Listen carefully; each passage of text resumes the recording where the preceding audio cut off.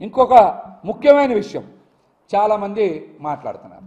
గోశాలని ఏర్పాటు చేసి నిత్యం గోవులకి మేతేస్తా గోపూజ చేసే వ్యక్తిని హిందూ ధర్మాన్ని ఆచరిస్తున్నారని అంటారా అనరా? జగన్మోహన్ రెడ్డి గారు ఇంట్లో గోశాల ఉంది, ఆయన గోవుల్ని పూజించట్లేదా? ఆయనంట హిందువా కాదని డిక్లరేషన్ ఇవ్వాలంట. గొడ్డు మాంసం తినమని చెప్పేవాళ్ళు మాత్రం హిందువు మీకు.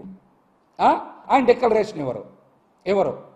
గోవుల్ని పూజించే వాళ్ళు హిందూ ధర్మాన్ని గౌరవిస్తున్నట్ట, ఆచరిస్తున్నట్ట, లేక గొడ్డు మాంసం తినండి అని చెప్పేవాళ్ళు హిందూ ధర్మాన్ని ఆచరిస్తున్నట్ట?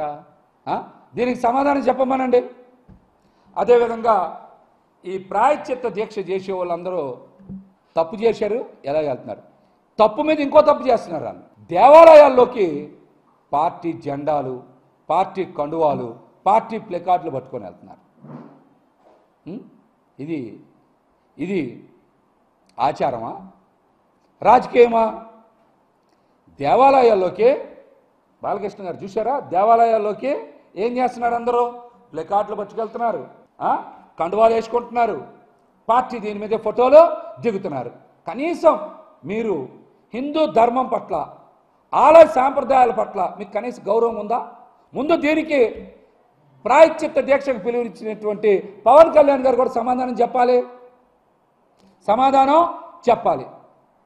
ఇందాక కూడా చెప్పా, మళ్ళీ రిపీట్ చేస్తున్నా.